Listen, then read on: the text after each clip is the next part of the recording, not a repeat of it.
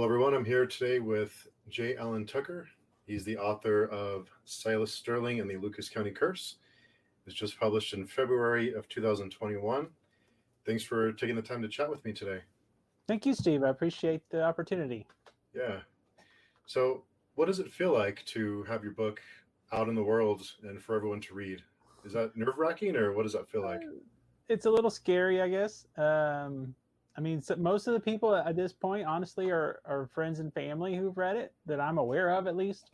I know some people have checked it out on Kindle Unlimited and things like that, and I don't obviously know who every single person who's ordered things, but I've gotten a lot of feedback from like my mom, my aunts, friends from high school, things like that, and so that's been nice.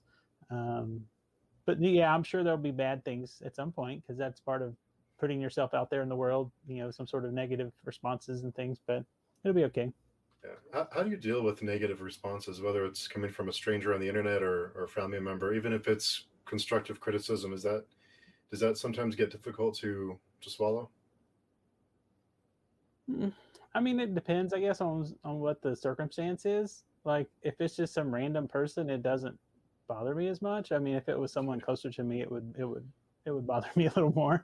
Yeah, of course. So for people who aren't familiar with the book, how would you describe it to them? I kind of say, I don't know if I've ever put this on Twitter specifically, because usually Twitter's so short. On like Facebook or some other places, I've described it as sort of a Scooby-Doo meets Hardy Boys meets Stranger Things. Something like that. I mean, it's as far as a generic, it's none of those things. It's kind of bits and pieces of things like those things. Overall, I'd say it's like a young adult mystery with a touch of supernatural elements. I'd agree with that. I think that's pretty close. And it's Stranger Things if it was in the 90s. Yeah, definitely the 90s. Because I am definitely a 90s kid. So the book was like a nostalgia bomb. Nice. I mean, when I would take breaks between reading, I really had to stop and wonder what year it was, because there's so many details from the 90s in it. And I wondered, did you even, there's even, I'm not going to, no spoilers, but there's a couple of mentions in the book about track lists and time between tracks on certain CDs that characters are listening to. Yeah. I actually went back and was checking track times to see if you looked into that. Did you do a lot of research on? I did, yeah. Well, as much as I could. Spoilers, but like one of the characters in particular, it's a Monday night, and they're at home. They see part of the news. And one of the things on the news is a certain person has died. It was Vincent Price had died, and so that date that I picked for the story, I looked to see significant people who had passed away, and like I describe an episode of The Fresh Prince, and that's the episode that aired that night. Wow. Things like that. Cool. At one point, I mentioned one of the moms is watching Oprah, so I was able. It was kind of hard, but I actually found what the Oprah episode was about on that date. that one took a little more effort. Just kind of silly things. I tried to make it grounded in what was actually going on. Like I made sure that the video games were released, the albums that were actually released to the public, things like that. Yeah. Even some of the jokes in it. There was a page I had marked about. Have you and your friend Daniel got into Grandpa's old cough medicine? Oh yeah, Dumb and Dumber. Yeah, I got a big kick out of that one. That was pretty good. Of Dumb and Dumber, I'm working on the second book right now, and that first book takes place in October, Halloween, basically, of '93. The second book is going to take place at Christmas break '94, and so literally the opening chapter of the story is several of the friends are going to see Dumb and Dumber on opening night. Oh, that's cool. So I don't know. It just happened to be the thing that I was thinking of Christmas '94, and I'm like, oh, perfect. So yeah, that's good. Yeah. So how is the sequel coming along? Are you making pretty good progress on it? I think I'm almost 8,000 words into it, which isn't like a huge number, but a decent chunk of things. I mean, the action hasn't really gotten going yet. It's still more of the, here what is somewhat of the aftermath of the first book. Again, not to spoil anything, but just things happen, and there's different ways those things could progress into the next story. And I was thinking about this the other day, and to some degree, it's the fifth Harry Potter book in my mind almost. Hmm. Um, just because no one believed that Voldemort was back, after he came back and killed Cedric. And so that's not that I'm trying to rip off Harry Potter, but as I've written about 8,000 words, I'm like, yeah, I've turned this into that next Harry Potter book when everyone believed Harry. So do you have the sequel planned, or does it just Uh, evolve on its own? a little of both. I've Okay. got ideas for book 2, but not all the specifics. Definitely not all the specifics. And I've got ideas for book 3, like a really pretty good idea for book 3. Oh wow. Um, and then I have a notion of book 4, because I mean, basically, in my head, I'm just like picking out like different things that would happen. Like I said, the boys were in juniors in high school in this first book. They're in the middle of their senior year in the second book. And in the third book, I'm thinking they would go on a summer vacation after graduation, basically. Not that that gives away any real plot spoilers or anything, but that's Right. kind of the progression. And I would assume if it goes past the third book, they would, one or more of them would be in some college type situation, or I don't know. I don't have as much of a notion of what would be past the third book, really, but definitely something, I suppose, if I wanted it to be. Because really a movie, or a story like a group of teenagers over summer vacation is pretty 90s, I would say. There's a lot of great Yeah, movies from, so that would fit into the that's that would true. fit into the fit into it pretty good. When did you start working on the first book? Did you start a long time ago, or? A little bit. I wrote most of it. I'm trying to get this number straight in my head. I think it was the summer of 2017. Hmm. I think I wrote probably 65-70% of the book. Um, and I got stuck. Uh, I don't remember exactly what chapter it was. I could go back and figure it out, but I just wasn't sure how to get to the end. I knew vaguely what I want the ending to be, but I wasn't sure what the next step was. I think I don't know, but yeah. So anyway, I'd basically stopped working on it because I couldn't figure out what to do next. And occasionally I would go back, I'd reread it, I'd edit a few things, I'd try to come up with something. I just never could really come up with anything. And then finally, I think it was September of last year, so September 2020. I really got back in there and actually had some ideas of, okay, this is the next step. And once I figured out the next step, I went on to the end of the book. But it was Hmm. just figuring out that next step was the hard part for me. And I guess that's the point where a lot of people don't finish and don't publish things. I'm sure there's thousands, if not millions, of people that have half a novel or comic book or whatever they've worked on, and just sitting there on their computer that they never finished. Do you have any books that you started and just never finished for whatever reason? Oh yeah, I started one in college, and like I think around the year 1999 or 2000, um, that I'd written. At this point, not very much. Like looking at back at that time, I thought it was a lot, but now it's not much at all. But that one, it was funny though. I think I had a good idea, and I think had I actually written that book, it could have been something. It was my they've even made a movie with the title that I was working on then, and not that it matters now, but I was working on a book I had called Labor Day, and Oh, okay. and it was going to be a killer who only kills people on Labor Day, so kind of like a Friday the 13th, but just once a year. Yeah. And and like I had this tagline of everybody else takes the day off, but not the killer, or something stupid. But the whole point of that book was going to be, had I finished it, like a multiple personality thing, which has been done to death now. But 20 years ago, I don't think I'd really seen that too much.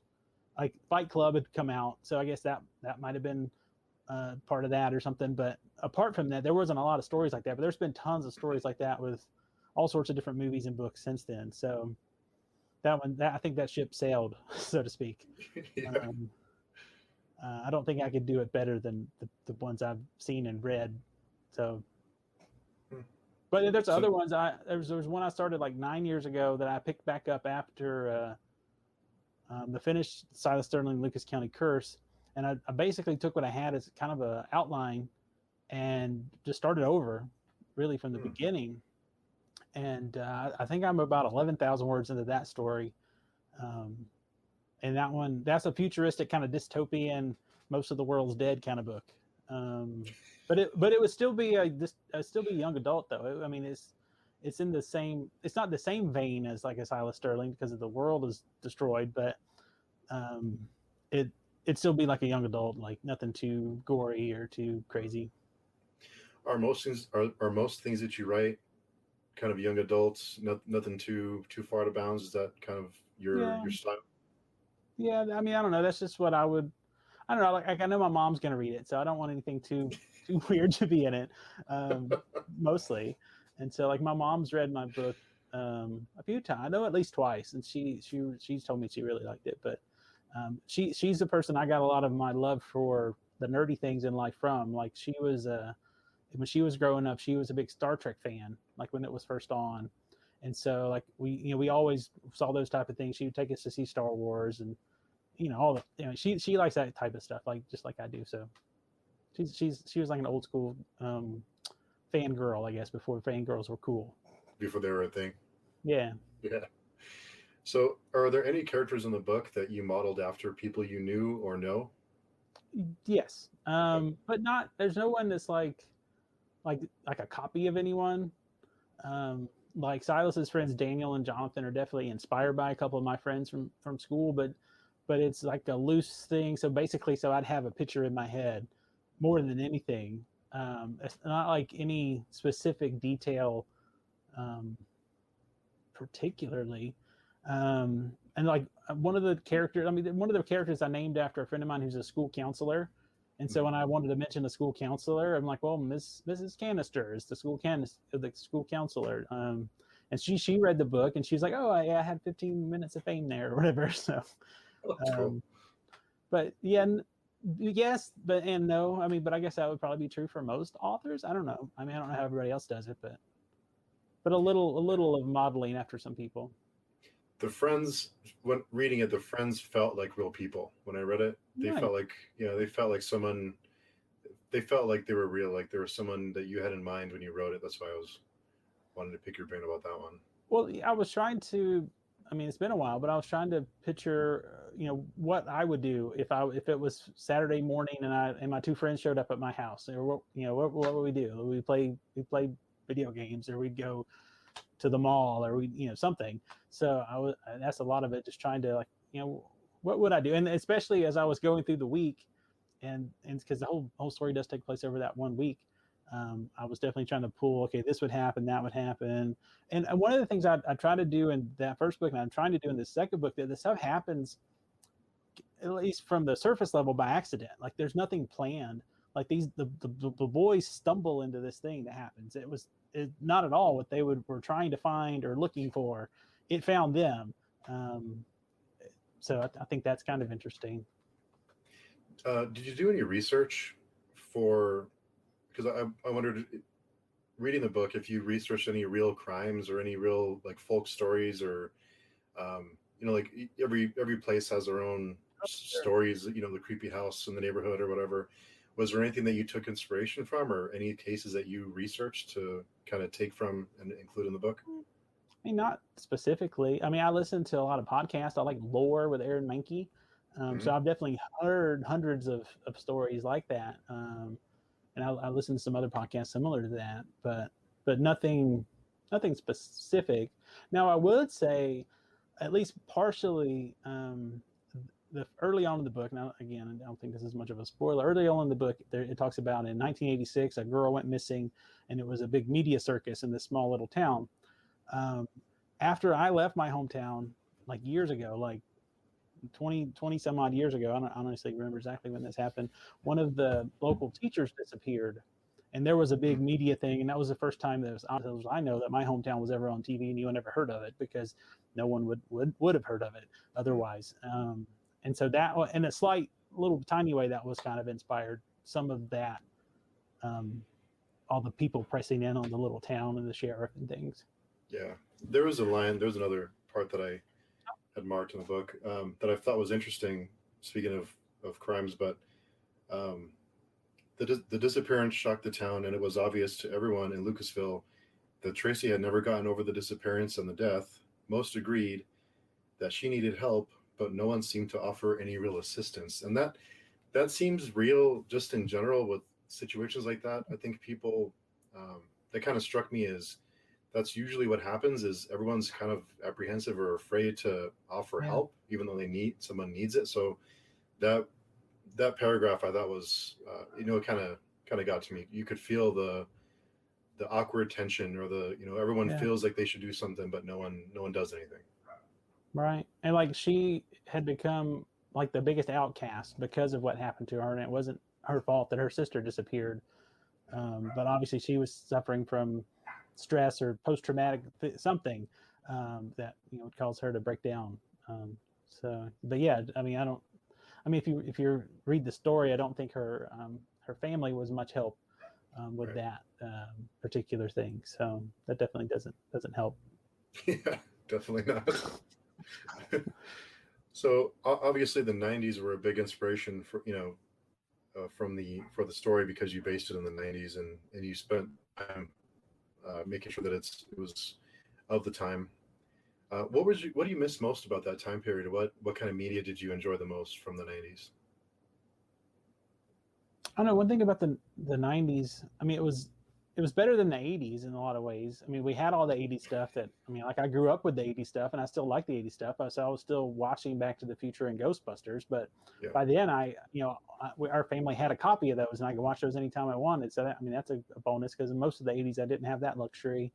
Um, I mean, most of the stuff as far as the media goes, I mean, with like Apple Music, I can listen to just about any song I want to. Not every song, but just about any song. Um, and then like the video games and stuff, like the Nintendo Switch has the Nintendo Switch Online. You can play most of those old Super Nintendo games on there. Not all of them, but like 40 or 50 of them anytime you want. So that's pretty cool. But I don't know. It's definitely a different time as far as media. Like I don't think young people now know what a CD is almost. It's scary. Like I'm thinking, I've bought a few of these, and I was thinking maybe doing a giveaway at some point, like a little prize pack. And I've got a couple of them on the shelf back there somewhere. Like I bought a Pearl Jam CD, I bought a Spin Doctor CD, and they're unopened. I'd ordered them off Amazon, and I was like, oh, I could give these away, but I'm like, well, does anybody actually want a CD anymore? So I don't know. I still buy them. I go to the little local record shop, Oh, but nice. yeah, I like having something in your hand. It's kind of Yes. nice. Yeah, like I have quite a few Blu-rays and DVDs and things behind me. I don't like how we are moving more and more to that digital space where we don't own anything and we don't really have a copy of it, just because they can take it away or they can edit it. They can. I'd rather have the copy back there. Yeah, I agree. Generally, And you mentioned the 90s being better than the 80s, and I don't know if you agree here, but I think a big plus in the 90s column over the 80s is the lack of hair metal. I like the hair metal Oh, you when I was did? a 10, 11-year old. My older brother was 9 years older than me. And so, he was listening to the Motley Crue and the Rad and the Van Halen and Bon Jovi, et cetera, et cetera, et cetera, Poison.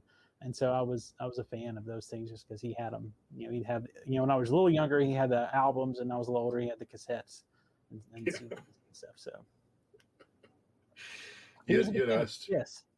Oh, Like he just was. randomly, he was a big fan of Kiss when he was like 10 or 11. And so that was one of those things when I was early. Some of my first words were Kiss related because he was Wow. when I was like I don't know, 1 year old. Whenever you start talking, he was trying to get me to say like Ace, Kiss, things like that. Really? Yeah, just random. Do you find inspiration from any types of media? Well, you write. Do you Oh listen to yeah, music or definitely. anything? There's a couple of soundtracks I like to listen to. I'm a big fan of the Thor Ragnarok soundtrack. I like the Thor: The Dark World is the one I listen to a whole bunch.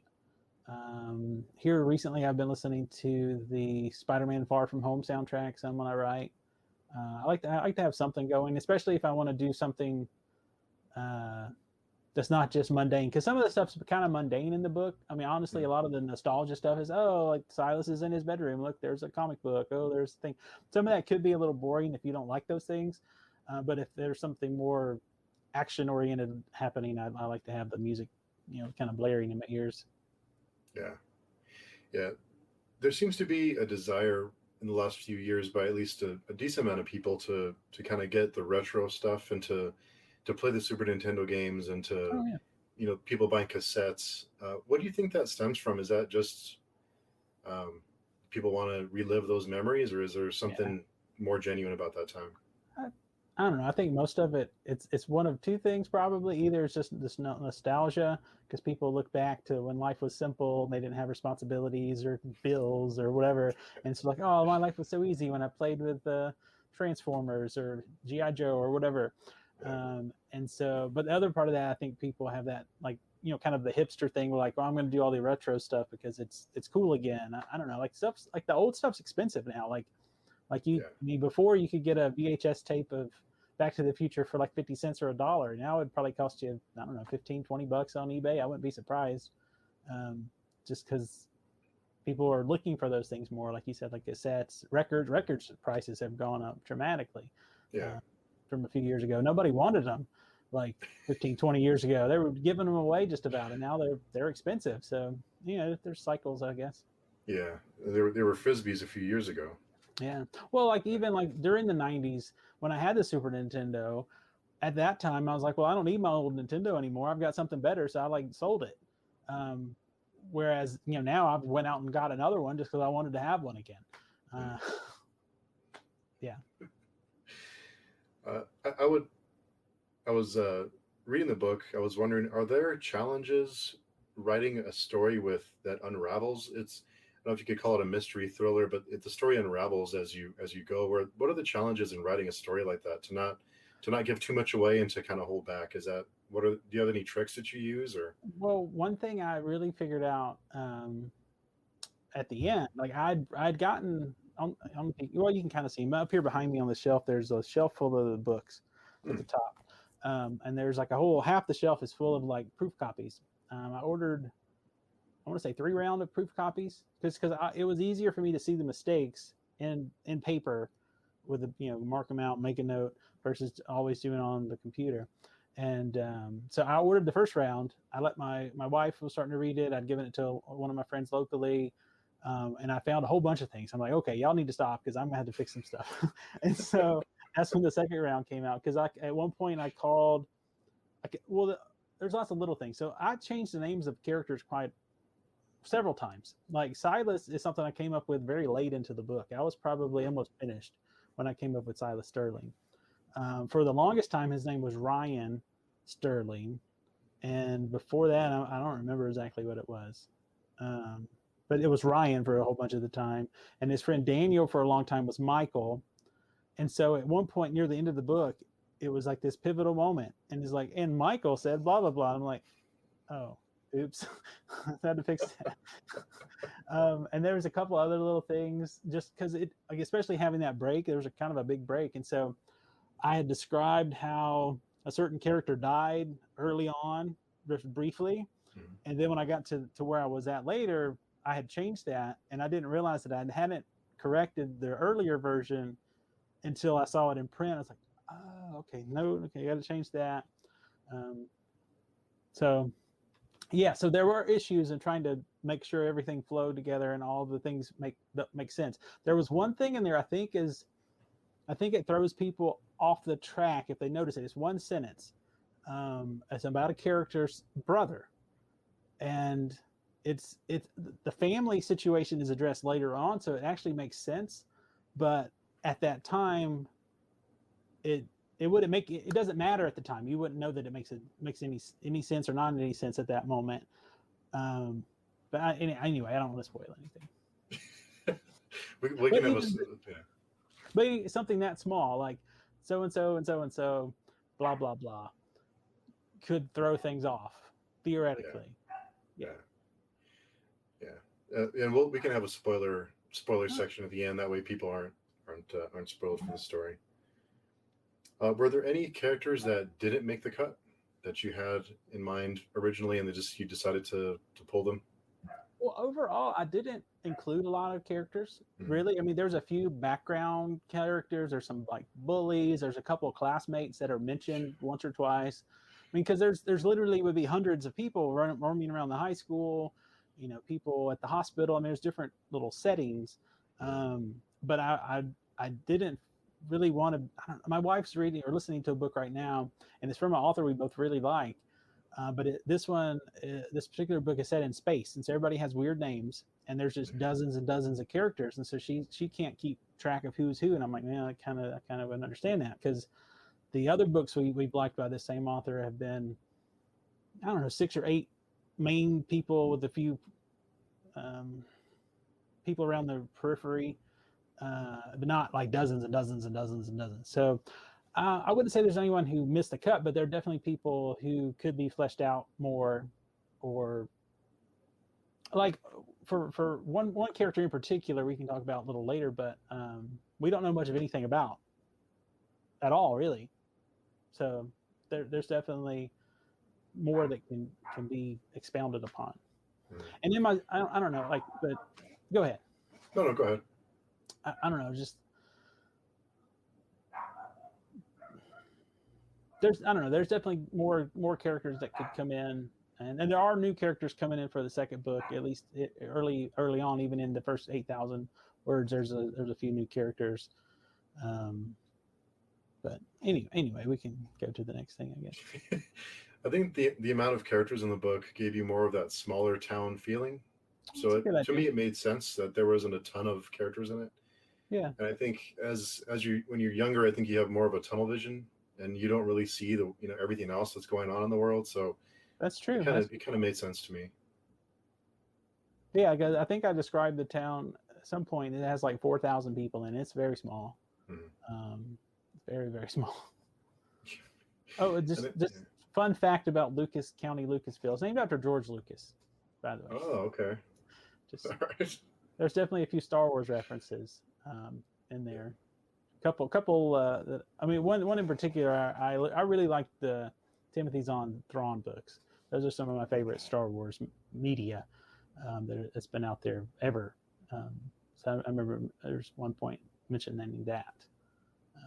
Anyway, I'm kind of disappointed in myself. I didn't catch the Lucas reference there. I should have caught that. Well, it's kind of it's not like straightforward, I guess. I mean, there is actually, after I named it that, I did find out there is a Lucas County and a Lucasville in Ohio. So hopefully no one will be mad that I wrote a book about a curse in Lucasville, even though it's a different state and whatnot. But yeah. I don't. Hopefully not. I do think this was funny. Like I mentioned all the products and restaurants and companies and video games and all those things, but all the towns are made up. Like the settings are made up, but the things in the settings are real.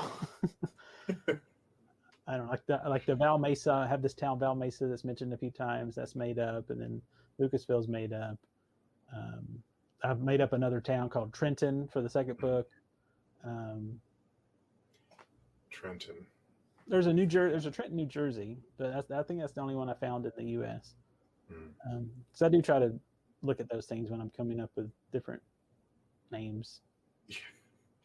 Does that get exhausting, researching different names and making sure that it's nothing terrible happened in some town somewhere? That's a good point. I think more about it with the characters, like with Sylas. Like Sylas spelled, like I spelled it funny, because normally Sylas would be spelled with an I, not a Y. And I did that just to make it different.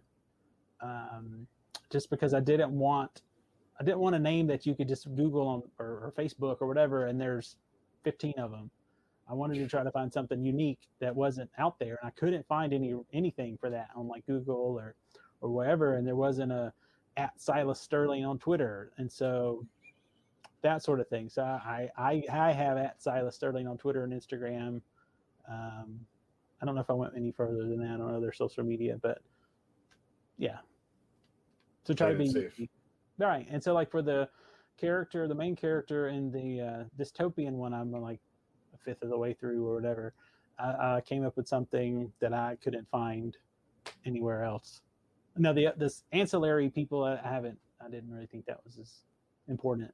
But the main person I wanted to, like Harry Potter, just as an example, there are lots of people in the world named Harry Potter. That's not that uncommon. And so I wouldn't want my main character of my book series to be a common name. Yeah. I don't know. And the same thing with the author name. Like I chose my specific version of my name because of the things on Amazon. There's some not so nice things under what other names I might have chosen on Amazon. So that was one of the reasons, because I wanted to go with J.A. Tucker, and then there were some things on there, and I didn't want to do that, and I wanted to go with a different one, and I didn't. I mean, anyway, I chose the name I chose. I mean, it's still my name, but I chose that on purpose. Yeah. So You got to be careful. yeah. How much do reviews help with getting the book out there? And I know it's still fresh, but do reviews help, and just word of mouth, or how can we help independent authors get their books out there and help spread the word? What's the best way you would think? I mean, I think for me personally, I think Amazon reviews help a lot, just because people can see that other people have actually bought the thing and have actually read it. I think for a lot of people, Goodreads is another way. Like I haven't really been active on Goodreads. I've had a personal Goodreads account like years ago that's attached to my Kindle and stuff. So I made a new one for my author page. But I haven't really got very active on there, just because I mean you only have so much time in the day, you can't do everything. But I mean, I guess theoretically though, those would be two good ways for people to do like a review. Speaking of because I know you have a day job and you have other responsibilities. How difficult is it managing your time to write and to edit and to develop new ideas and still work and family time and other hobbies? What are some challenges with that? Like I think a lot of writers probably have some schedule where they wake up at 5 a.m. I mean, I see that on Twitter, like the 5 a.m. Writers Club or something like that. And so people get up really early and maybe write for an hour or two before they have to go to work or whatever. I'm not an early riser. That's not ever going to be me, I don't think. I mean, I get up when I have to, but I don't get up earlier than I have to, as far as that goes. But I don't have a set schedule. I think I would probably benefit from a set schedule. It's just it's hard in my line of work, as we've talked about, off camera a little bit. Like I get these support calls, for lack of a better term, like IT kind of things, and so it's hard to schedule things. It's hard to do a lot of things. I mean, I have tons of free time, but then I also feel like I don't, because at any moment, whatever I'm doing can be interrupted, whether if I'm making a YouTube video or writing or going to dinner with my wife or whatever. Like someone can call and they have an emergency, everything's on fire or whatever. I mean, not literally on fire, but it's all falling apart. Save us, kind of stuff. Yeah, exactly. Yeah. So yeah, I basically write when I have time and when I have ideas. It's pretty much what it comes down to. Like yesterday, I wrote a little bit. It wasn't a lot, but while I was driving around, I came up with some ideas of what would happen next, just thinking about the scene that I had set. I mean, it doesn't, no spoiler or whatever, but the Daniel, Jonathan, and Sylas, I guess that is a spoiler. Anyway, the friends I'll mark it. I'll mark it on the video so people can avoid it. Some of the Sylas and his friends go to Sam Goody's, and so they're looking through CDs, and then they're in a different town. And so I'm like, okay, this would be a good opportunity for some of these other characters from the first movie or the first book to show back up and, antagonize them, basically. So I'm thinking, I haven't written it yet, but like Jason and Mickey are going to show up and mess with them at Sam Goody's, just as an example. But I was thinking of that interaction while I was driving around. I was like, okay, I've got a little, not necessarily a one-liner, but like something that Jason or Mickey could say to him to like pick on him, basically, something like that. Do you write those ideas down somewhere, or do you type them in your phone, or how do you keep track? I do put a lot of things in notes on my phone. Like before I started writing this second book, I have like a little note of just like little things I'd kind of jotted down with some ideas. So yeah. But like this particular thing we're talking about right now, I haven't written it down. Oh, okay. It was yesterday, and it's still fresh in my mind of what I want to add next. Yeah. You know, speaking of support calls, they always seem to come in when you're sitting down for dinner with your wife, or when you have something special planned and you just sit down and the food comes and your phone rings and you know it's bad automatically. Yeah. So I'm gonna ask you for some brutal honesty here, but Okay. have you ever gotten out of a social situation and used a support call as an excuse? I mean, a little bit. Well, Like I mean, like, Alaska's down, I have to go, or something like that. I mean, I remember. I don't remember specifically what we were doing. We were one of our local coffee shops hosts events quite regularly, or they were pre-COVID. I mean, they still do stuff, but it's not the same.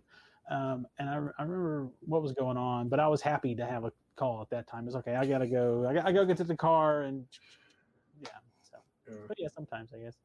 yeah. They kind of, I've used them a couple of times in the past. Just really awkward situations you want to get out of, and they can come in handy every once in a great while. I'll admit it. I've done it. Yeah.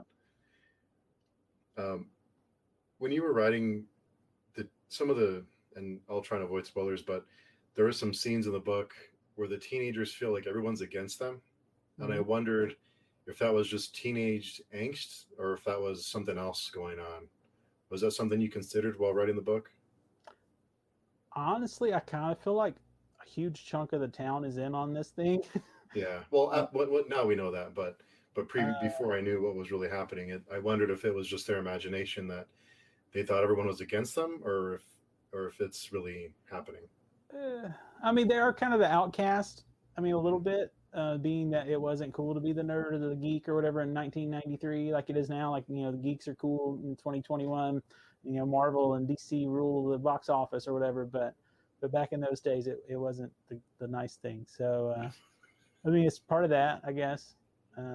So even if I mean, they were. I mean, they weren't like total rejects, I guess, as far as the school goes, but they definitely weren't as high on the hierarchy than as others. I mean, I even talk about that a little bit in the book. It's a small school, a small town. Everybody knows each other, but Yeah. they're definitely lower on the totem pole or whatever the terminology you want to use. Yeah. Yeah. You recently launched your own YouTube channel. What Yeah. are your plans for it? What do you plan to do, or how do you use plan to use it to connect with other authors or with readers or both? Or I guess a little both. Last night I recorded I found the. Oh, well, speaking of that, I found all this stuff really after seeing Jeff Lane's interview with you, because I really hadn't delved into AuthorTube, BookTube. I never even heard of those things until that, and I oh actually wow, kind of expanded out into that after seeing Jeff talk with you, and then so, I mean he's done lots of stuff recently. It seems like, but um, I've known Jeff through we both were a part of the same audience of a podcast. I mean the podcast's still around, but Geek Out Loud. There's a whole bunch of other shows, but he and I have interacted on and off for I don't know, like a decade, maybe a long time. wow, Um, he's one of the people that inspired me to want to write because I'm like, well, I know this guy, he can do it, I can do it, like that kind of thing. yeah, Um, like I know you reviewed One Way not too long ago. That's my favorite of his books. I really like that one a lot. That's fantastic. I know he's got multiple one like 4 or 5 other ones. Um, but anyway, so yes, I'd like to talk to Jeff on here sometime as far as YouTube goes. oh I mean, cool, since I'm acquainted with him. But anyway, I started recording yesterday the AuthorTube newbie tag. I found like 13 questions to go through. So I recorded that, and then I edited part of it. Like I think I'm about a third of the way through editing that. I don't know. I'm a little. I mean, I edit stuff fairly regularly, but I'm still. It still takes a long time, yeah, just to cut out things and add in little stuff. Yeah. yeah. It takes a while to edit. It never seems to get that much easier.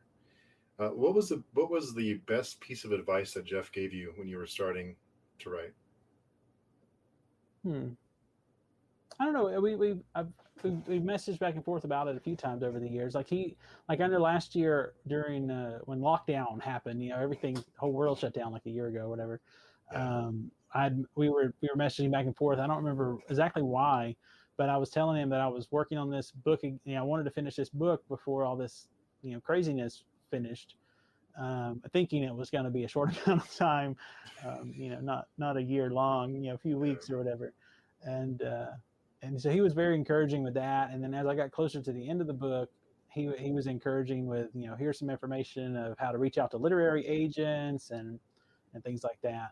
He sent me like a link to, I want to say there were 6 different websites where you could find information about different agents that might be interested in your book or whatever. Oh, cool. And I did use some of those resources, and I did send out some letters or emails, really, but I mean, we call them letters, I guess. But I didn't get any responses. I'd honestly rather have gotten rejected than nothing. I guess it wasn't worth their time to respond. I don't know, but it's fine. It is what it is. So what was it finally that made you decide to go through Amazon to publish the book and not through a traditional publisher? Well, I'd finished it.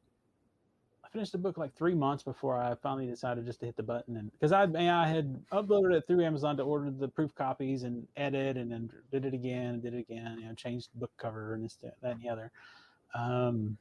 And so finally, I was thinking the only thing that was holding me up at that point, because I'd kind of given up on the literary agents after not really hearing anything back. The only thing that I was really thinking about of whether or not to go ahead and publish or wait was I was considering buying some ISBNs so I could have my own imprint.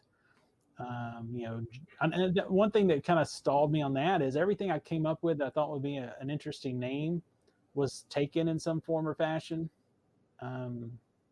Like the for the cover of the book, this isn't a spoiler. It does come into play in the book. The cover of the book that has a green sky on it, and at some point in the book there is a green sky, and so I was like, "Ooh, Green Skies Press or Green Skies Publishing or something." And there is something to, I think both of those are something very similar to that. And I was like, "Oh, I don't know," and I kept coming up with different little things like that, and I would look, and I'm like, "Oh," and so I finally just said, I don't want to spend hundreds of dollars on ISBNs right now. Let's just go ahead and hit the button and make it live. So what is an ISBN? What exactly is that? Or just just the little barcode number on the back. Basically, it's a unique identifier. I think it's 13 digits long. ISBNs are free if you go through the Amazon KDP. But if you go through like the people that they recommend for you to purchase them from, I think the cheap one is like $125 for one. And then the more you get, the cheaper they become. I want to say you could get like 10 of them for like 300 and something. I don't know. I think that I just didn't want to spend a lot of money right now. I mean, and even now, I mean, I haven't made much money off my book. I mean, I've sold a few copies. I've sold more than I thought I'd sell. But I mean, I think I've mostly broken even with what I have spent. I mean, I haven't spent a lot. I didn't hire anyone to make a cover. I didn't hire a proofreader. I didn't do a lot of the things that you could easily do and spend probably hundreds of dollars on each of those things. I did all the things myself. So that made it free apart from time. And I've ordered some business cards. I've ordered some stickers. I've ordered some keychains, just some random little promotional things. Cool. If people locally buy the book, or if someone orders a copy directly from me, I can send them some other little doodad along with the hard copy. But yeah, I think I've mostly broke even, maybe made a little bit of a profit overall. But so what would be the benefit of going with your own ISBN versus a place like Amazon? What are the benefits to that? Well, with that number, you could publish the hard, or not the hard, I always want to say hardback, but the hard copies, like the paperback editions, you could publish those other places. If I wanted to go to, there's a bunch of different ones, like Ingram Spark, I think is one of them, and there's other ones. But if I wanted to go some other avenues, I would have to buy an ISBN to do those other avenues, because I can't use the Amazon ISBN on those places. And then the other upside is I could say that it's published by J. Allen Tucker Books or whatever I could come up with, instead of independently published, is what it says on Amazon right now. Oh, okay. Would you be able to pull your first book and use your own ISBN now after the fact, or once you go through Amazon, is that it? I think I could if I change it. I don't think I could do exactly the same thing. Mm. I'm not sure as all the rules are, Oh, but I think if it's different, I could. Like if it was a new edition or like the expanded, I don't know, the stand version where it's 1,000 pages or something. yeah. If it's something like that, I think I could redo it basically, which it may happen at some point. I don't know. You had mentioned having ideas already for the third book and beyond. Do you have a number in mind for how many books you plan to take to tell the whole story? Not particularly. Um, but I guess if we have a spoiler discussion, I can say what I want to say about part of that later. But I basically just want to. I mean, I don't know. Like, I could keep going. It's like, and here's Silas's grandchildren or something. I don't know Oh that I yeah. want to do that specifically. But I do plan to have my books connected. So if I do write other things, it would still be in the same world. Um, if that makes sense. Hmm. Yeah, it does. I like shared universes. Um, I mean, I haven't read a lot of Stephen King stuff. I've read a little. I'm not a I don't know. I used to watch a lot of horror movies when I was a kid, but I never really read a lot of horror. Hmm. I know he writes things that aren't horror. He writes all sorts of things, but I know most of his things take place around Derry, Maine, or whatever, or somewhere near, whatever Maine. It's all kind of the same vibe or whatever. And I think they made a TV show not too long ago where all the characters kind of cohabitate or something. I don't know, but I would like something like that, I guess, over Uh, over the course of many books or series or whatever happens. yeah. Other than our friend Jeff Lane, is there another author that you would want to sit down and have a chat with and just pick their brain? I mean, there's two or three I could think of off the top of my head, but they're like famous, and so they wouldn't talk to me. I wouldn't think. Well, if you could, if you could pick Like any. one of my favorites is Ernest Cline. I don't know, Mhm. have you read the Ready Player One, Ready Player Two, Armada, those kind of things? I'm ashamed to say I haven't. I Like haven't read those yet. they're nerdy or geeky or whatever word you want to use to the extreme. Like it's like my book is pretty nerdy and geeky or whatever, but it moves away from that and gets into the story. Like I don't know, there's more nostalgia at the beginning, and it gets less nostalgic as it goes. It gets more focused on what's happening. Yeah. Uh, like the Ernest Cline stuff is just overload of everything, and I love that, but I don't want to write that. But like, there's another author I really like, Scott Meyer. You familiar with him at all? I've heard. Yeah, I've heard of him. He has a few different. He has one series that I'm aware of, and a few other books. The one that I've gone through, I just finished book 5 yesterday. I think it was yesterday. He has a series called Magic 2.0, Hmm. and he's one of those kind of like, I guess, your dream scenarios as far as a writer goes. He self-published the first book on Amazon, and I guess there was enough buzz or sales or whatever happened, and so he got picked up by an actual publisher, and now he's got 6 of those books, and he's had I don't know how many, several other books apart from that series.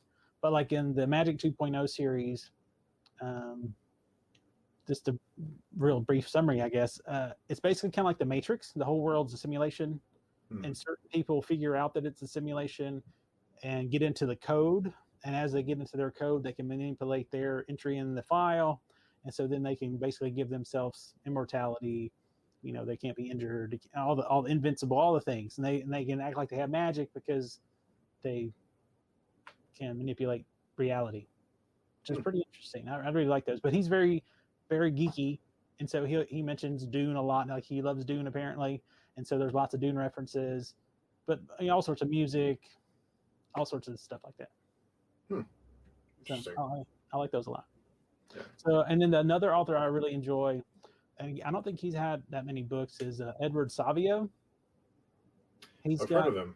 he's got a couple books out that I'm aware of. Maybe there's more than two, but there's only two that I've taken part of. Um, what is it called? The Fight for Forever, I think is the series name. It's like an immortal. Well, no, they're not really immortal. They're the people who live a really long time, and there are very few of them in existence. And it's really interesting couple books. He's working on the third book now. So I mean, those are three that stick out to me. I should check those out.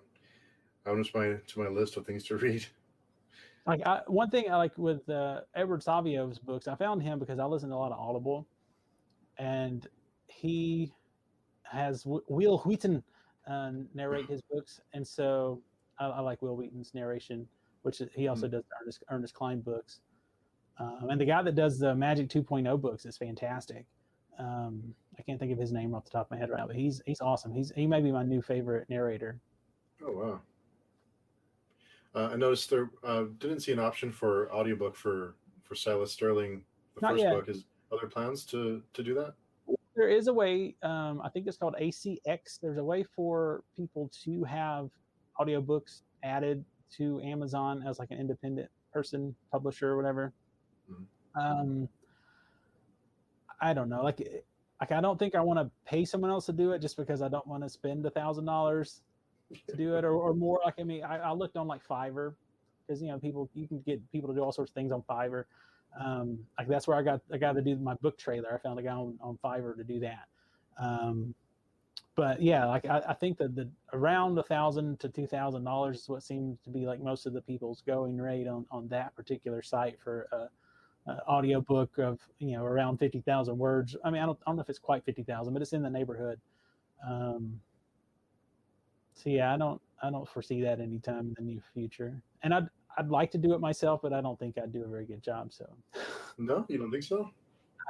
I don't think I would do a good job like keeping all the characters separate because I wouldn't want to just read the book. I'd want to like act it out because I mean that's my favorite part of the people who are really good like narrators is all the different characters. And I mean I do a lot of bad impressions, but I wouldn't want to do my bad impressions for my characters.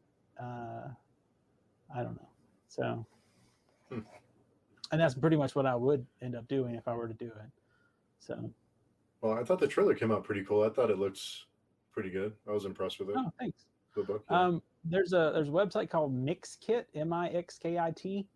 I think it's .co instead of .com, but they have free, royalty-free music and images and videos you can download to use for videos, YouTube, whatever.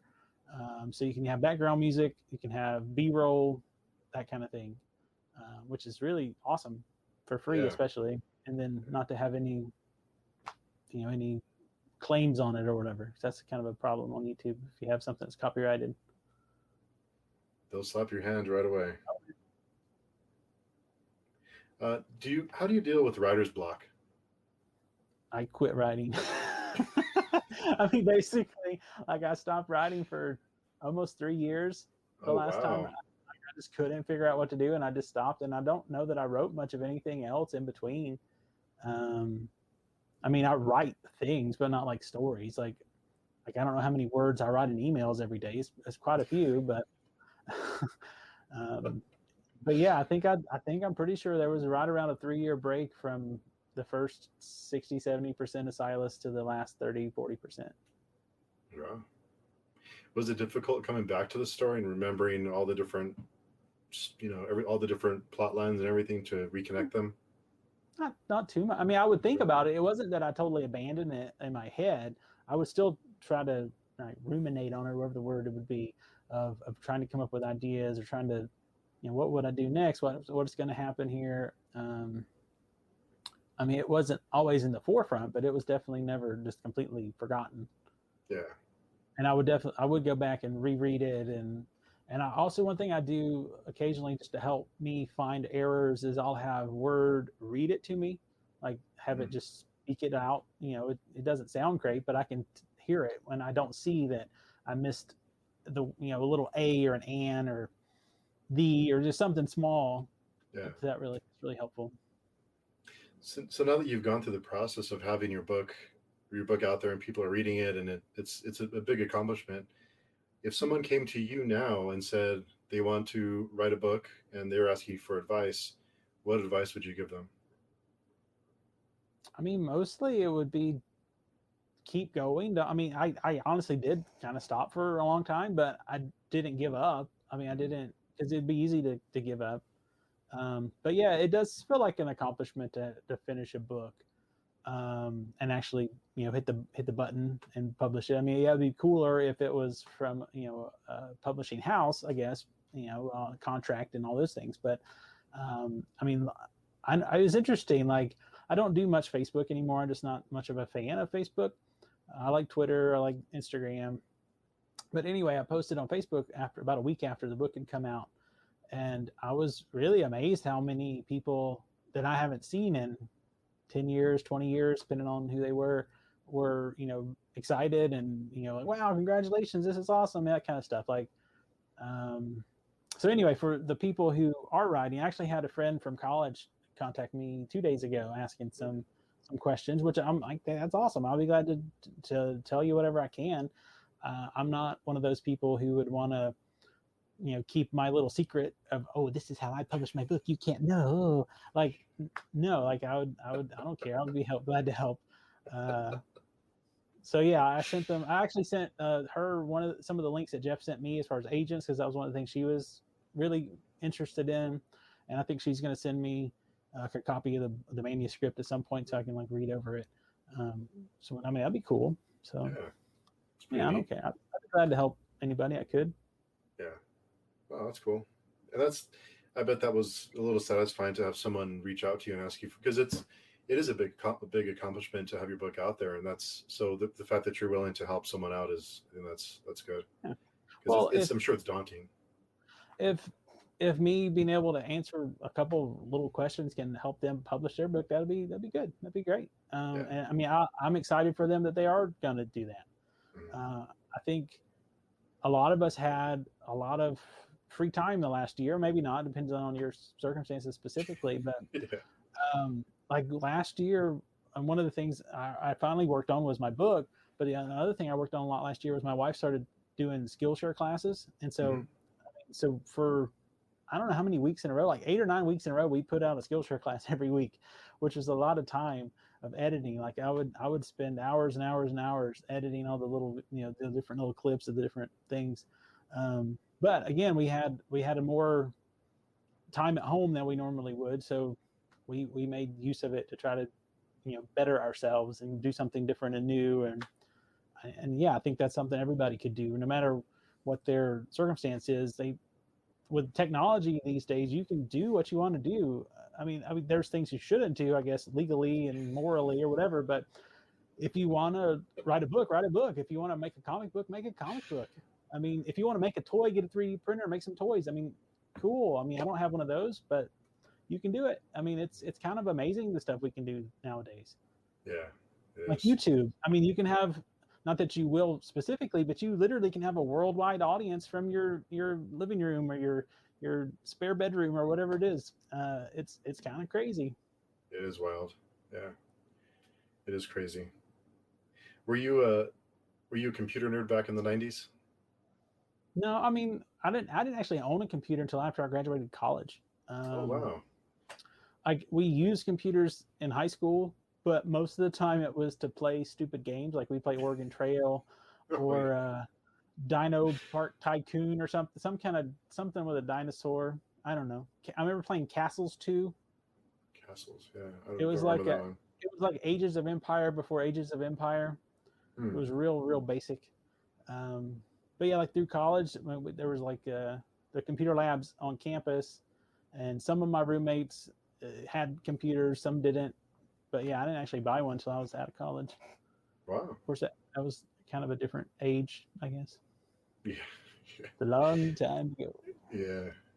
It was. Yeah, it doesn't always feel like it, but it was. But yeah, that's one of the things, like with the book, it's nice that it's set in the 90s because you don't have a smartphone. And, Silas Sterling can't pull out a smartphone. What's this? Where's it? How do I get here? Like the things that we take for granted that are still kind of amazing, but it's just so commonplace. It doesn't seem amazing anymore. I don't know. Yeah. That was another one of my questions I had written down is I noticed a lot of horror movies and suspense movies and books. They take place before a lot of them take place before all that because it's too easy to say, well, they could just pick up their phone and call for help, or they can All just right. turn on their GPS and find their way home. So Yeah. I thought that was, uh, you see a lot more entertainment going towards. I wonder if that's part of the reason why movies and television and Hmm. books are being based in that time period, because it's too easy now for you to find your way home or to call Yeah. for help. Absolutely. I mean, like my watch, if I hold the button down long enough, it'll call 911. Yeah, Like, yeah. too easy, right? And I've accidentally called 911 a couple times, but no one ever called me back, so I guess it's okay. Yeah, No one showed that's. up, and no one called me back, so I guess it's okay. I'm not sure if that's good or bad, but Yeah.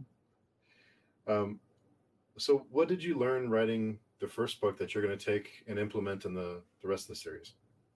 Hmm. What are some lessons you learned? Like I don't. I mean, I don't know specifically, honestly, top of my head. Um, I know that I can do it, so that's a good lesson. And Mhm. so I think the next book will be finished much quicker than the last. I mean, I don't think it'll take 3 years. I think it would. I mean, I think if I was dedicated and had like a carved out the time every day, I think I could probably finish a book in like 3 months, Oh wow. probably. I mean, realistically, just based on the amount of time I actually spent writing, and well, maybe not maybe editing, so maybe 4 months. Um, but I don't know. Like I mean, I've written almost 20,000 words since I finished this first book, and I haven't been super consistent of like writing every day. Yeah. Um, Now, granted, that's between two different projects, and really, I have a third project I've been working on too. So that's been taking some time away from that, apart from just normal job things and other things. But I don't know. I definitely have some have some a little different perspective, I guess, going into the second book, which is good. Um, so I mean, I don't know. I think it'll be easier overall. I don't know specifically what lesson that'll. I don't know. Hmm. Well, I can tell you selfishly, I want to know what happens. So I hope that you are done it for once, because I want to read the next one. I'd like to be done this summer. I mean, the summer's not here yet. So summer goes to what, September? Hmm. I think that's realistic. I mean, that's 5 months away. That's not bad. I think that's a fairly realistic goal, and I think that's something I need. And maybe this is a lesson I learned from the first book. I finally gave myself a goal to finish the book. Like, okay, I'm this far into it. I'm working on it again. I need to have a date. I need to have something in mind. Okay, this needs to be done by such and such. And I think I'd set that to be. Um, Originally, I was hoping like the end of October, because I mean it's tied around Halloween, Oh, okay. and it got pushed into about midway of November. But had I not made a goal of October or Halloween, I wouldn't have made it in November. So I need to have a goal set. Like I want to have my book done by July or whatever the thing is. So okay, if I finish it in August, great. But yeah, I think that's a lesson I learned. So yeah, need to have a goal. So if you finish, let's say you finished a book today, um, how long does a process take for you to have it?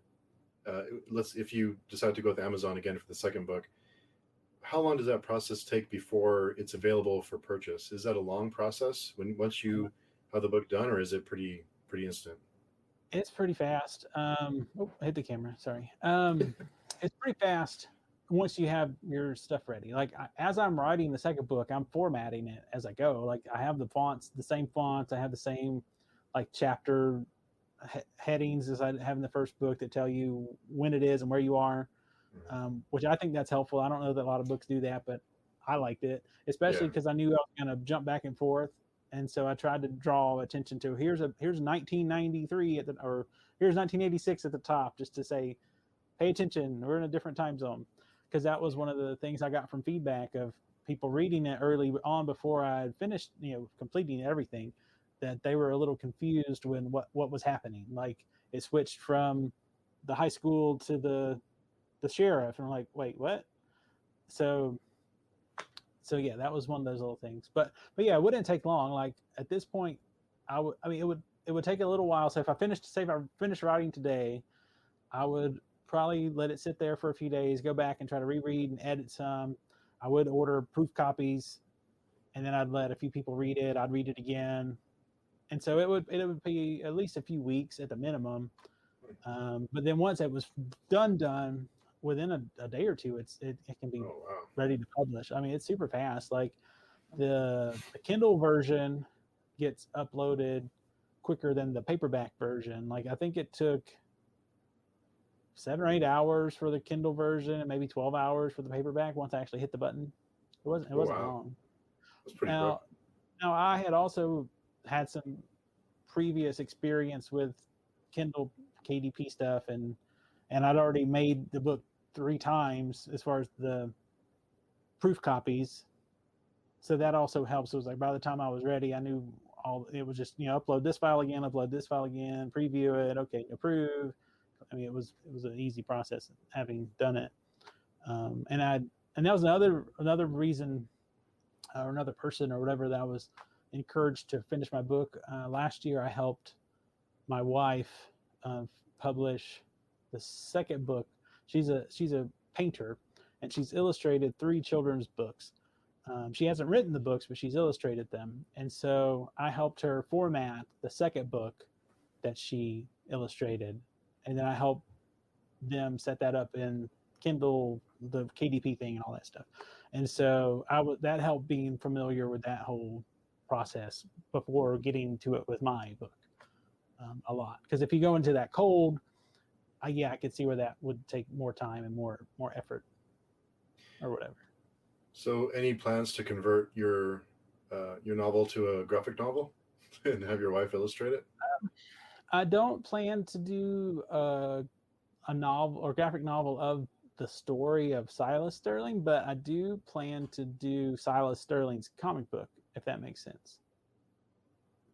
Oh, cool. Because in the first book, I talk about him wanting to draw comics. He goes to art class. He's an artist. In the second book, where I've already written, he's planning some ideas for characters and a situation for like a comic story. Hmm. And so once I wrote that, I was like, well, it's super easy to do stuff. I also helped my wife do a coloring book, and a coloring book is like 30 pages, so that's about the length of a comic book. You can make the size. I can make the size of a comic book. So I literally can make a comic book through Amazon, and so I'm gonna make a comic book through Amazon. I'm not sure how fantastic the artwork will be, but I've worked on that. I've gotten, I don't know, the cover. I mean, a basic cover. It's not finished, but like the basic idea for the cover, like the first 7 or 8 pages laid out in Photoshop. Um, so what I want to do is have, whenever the second book is published, I want to have this comic book go out at the same time, and then something similar when the third book goes up. Oh wow, that's cool. That sounds neat. So like a tie-in more than an adaptation. Yeah. Oh wow, looking forward to that. It'll be fun. Yeah, I think it should be cool. Yeah. And that's another thing. I've wanted to write a novel since college. I wanted to do a comic book or a cartoon since I was a little kid. Yeah. And so, but again, it's 2021. There's lots of resources. You can do just about anything you want to if you have the time. And that's really the biggest constraint, I guess, for most people, is just the time to invest into it. Yeah. But it's out. The resources are out there, and I mean, it doesn't cost anything if you do it yourself to publish on Amazon. You just have to have the time to create whatever it is you want to create and then upload it. So. Yeah. So before I let you go, I wanted to try and get into some spoiler chat. Sure. About the book. So I'll add it to the chapter notes, but we'll be talking some spoilers. So whoever hasn't read it, go ahead and skip ahead to the end. But so I think we touched on it a little bit earlier, but were there were no local folklore or any crimes that you kind of pulled from to kind of get the idea behind the curse and the family and the crimes and or even just like the haunted house or the house, the mysterious house? Not particularly. Some of that stuff, like in my mind, I was envisioning. Have you seen the movie Fletch or Fletch Lives? It's been a while, but yeah. I was kind of envisioning the plantation house from Fletch Lives that was just falling apart. Just because I like random old movies and things. And in some ways, almost like one of the old episodes of Scooby Doo. There's one where it's the one that was okay. So I watched most, or not most, maybe about half of the Supernatural show on CW. And so I saw like the first 7 or 8 seasons, and I haven't seen anything since then until they made the Scooby Doo episode, or Scooby Natural, or whatever they called it. And so they put Sam and Dean from that show into an old Scooby Doo episode where there's like this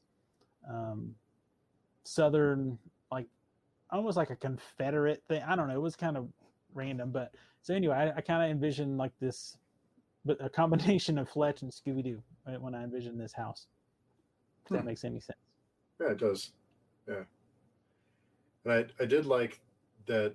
I think you mentioned earlier that the way the story really it sets up a lot, and it seems, I don't say mundane, but it seems just everyday life.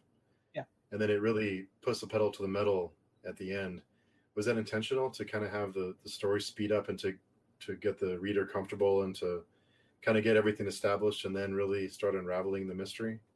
I think so. Yeah. I mean, like one thing, originally I had the second chapter as the prologue, since it happened before the rest of the events. And I moved it to the second chapter because I thought it was more interesting than the regular story. I like the sheriff, like Sheriff Durant, and that whole thing that was like one of my favorite parts. And I kind of in my brain there, I was kind of envisioning Hopper from Stranger Things, more or less. And so I moved him to the second chapter just to draw, like you said, kind of the more just here's what's going on. Here's our main guy. Yeah, it's just super nerdy. He's got posters of Ghostbusters and Indiana Jones, and he's got Nintendo powers and all these things laying around his bedroom. And but yeah, like one of my friends, I'd let him read the book before I published it, and the thing that got him was in I guess it was the fourth chapter, I forget, maybe fourth chapter, is when the announcement comes that there's been a car wreck and that one of the students in the school's been killed and the other one's in the hospital. And he thought that was like a really powerful moment. And like to me, some of that was really drawn from some experiences from high school. Like we had several people in our, not necessarily my class or grade or whatever, but people in our schools, things like that happened. A guy died on the way to school one day, and I'm pretty sure they canceled school, sent people home, brought in counselors, that kind of stuff. Another one of my friends committed suicide my senior year in high school. And I think they did something kind of like that again. So there was a few things that are kind of random, but they're kind of drawn from weird experiences in a small town, in a small high school. But yeah, the action definitely moves along as we get going. Because yeah, there's not a lot of action for a while. I think I lost you when you started to say your friend. I called you, and I think we lost connection or something there for a second. So when I started to think what year this was, I think in my junior year of high school, one of my classmates, a guy I knew, but it wasn't like a good friend, but he died on the way to school in a car wreck. Oh. Then my senior year, one of my friends who was a year younger than me committed suicide. And so I'm pretty sure if I remember right, both of those times our school kind of shut down because it was like this traumatic thing that had happened, which is kind of where I got that idea from in the book, where Beth is dead and the other girl, Tracy. Yeah, I was like blanking. Tracy is in the hospital. And so I get Tracy and Elise mixed up in my brain for some reason, just the two of the sisters. And so, yeah, I'm pretty sure, I don't know about the suicide, but I'm pretty sure with the car wreck, I'm pretty sure they canceled school and brought in, like the next day, they brought in like pastors and things from the local churches to talk to people just because it was a traumatic event. It is pretty heavy stuff, especially that age. Yeah.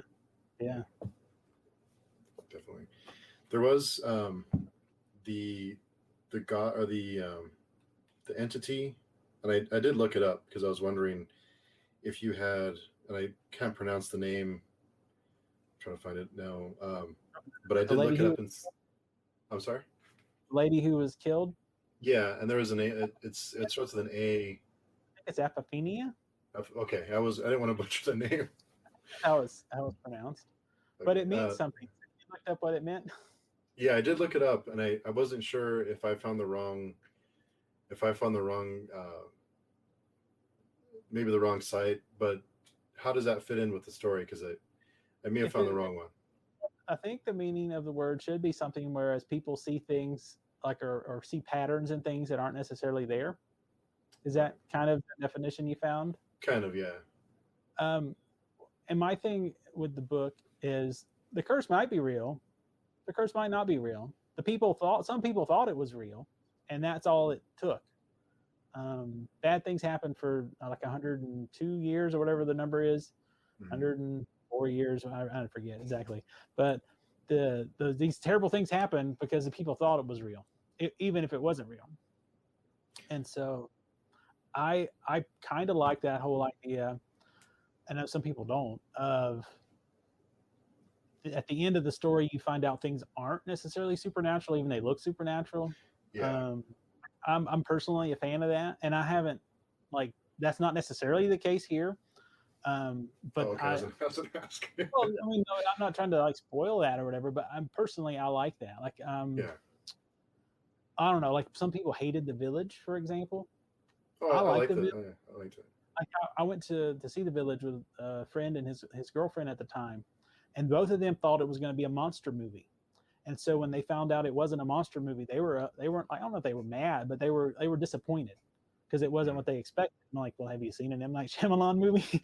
um, but I like that it was just the people dressing up as monsters. Yeah. Like there's a deleted scene where it wasn't the people dressing up as monsters; there really were monsters, and that would have been cool too. Um, but yeah, like, M Night Shyamalan has done that a few times in his movies, where something looks supernatural, but it actually has a rational explanation. Yeah. And then not to say that this case does, because like obviously Sylas was seeing the past in his dreams. He was seeing some things in the present in his dreams. There's something is going on there outside of himself. Um, so there is some sort of premonition things happening. So there's still so yeah. So I'm not saying that the curse isn't real or not, but I just think I think that is an interesting. People could see it either way, I guess, if that Yeah. makes sense. And that did surprise me at the end when you find out what where it originated and what these people believe, and you start to wonder. Um, there's a movie, I don't know if you've seen it, a horror movie. Forget the name of it now, but at the end, this woman is marrying her fiance, and they have this game Oh yeah, where they have to kill each other, or they have to kill the.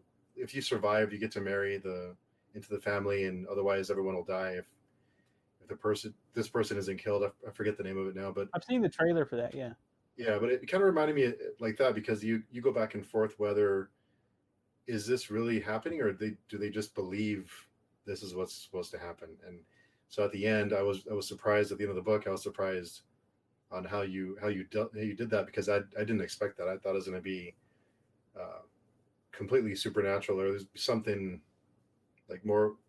I thought it would veer towards more of a horror story and less okay. of. So I thought that did surprise me. So Well, one of the things at the end, have you ever watched Doctor Who?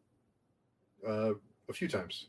Like during the Christopher Eccleston run as the Doctor, like I don't know, 15, 16 years ago, there's this one episode where he time travels. I think it's around World War II, and there's all these kids in gas mask on. I don't know if that rings a bell on any. Anyway, so near the end of that episode, Christopher Eccleston says, for just this once, everybody lives.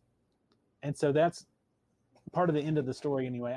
I was thinking about that as I was writing the end. I'm like, well, do I kill Daniel? Does this, what happens here? And I'm like, okay, it's the first book. Everybody lives, but only because it's the first book.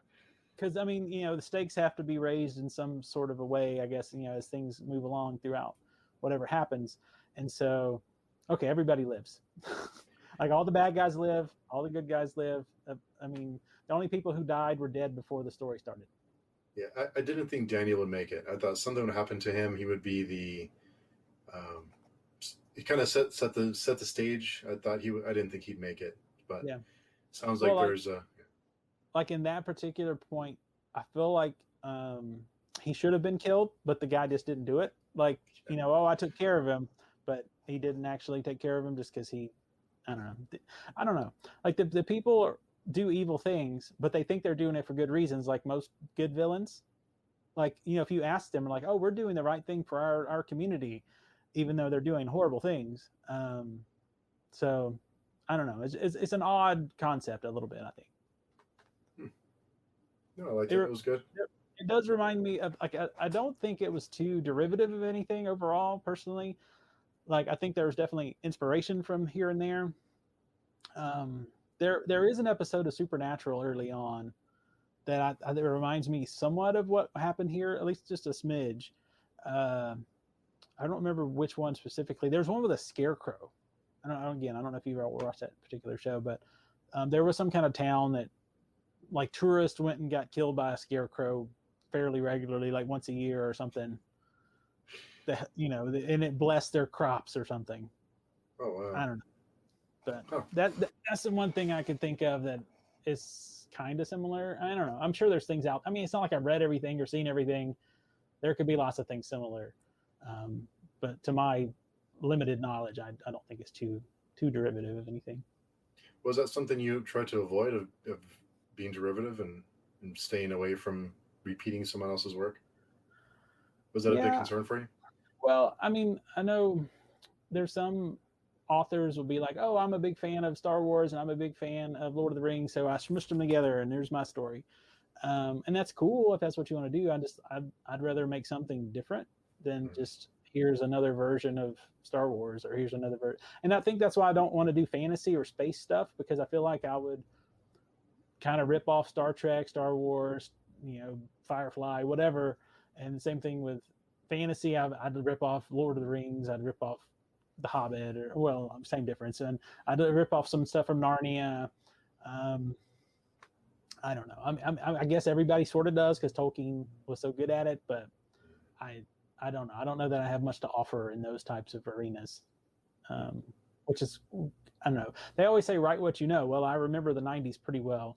And what I don't remember, I can Google. So that helps. Yeah, it does help. Good old Google. Yeah.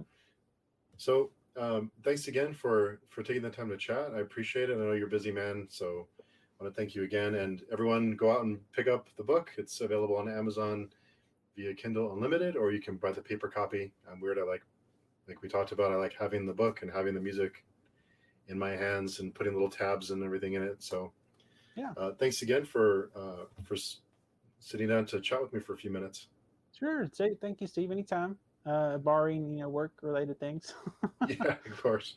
Where can people find you? Where can people find out more about your social media? Or there'sjallentucker.com, author J Allen on Twitter, author J Allen Tucker on Instagram, author J Allen Tucker on YouTube.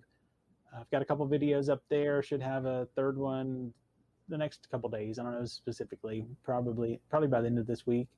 I have a Goodreads page. I haven't done a whole lot with that. I've got the Amazon author page. I don't know. There's definitely a few places people can find out more. Awesome.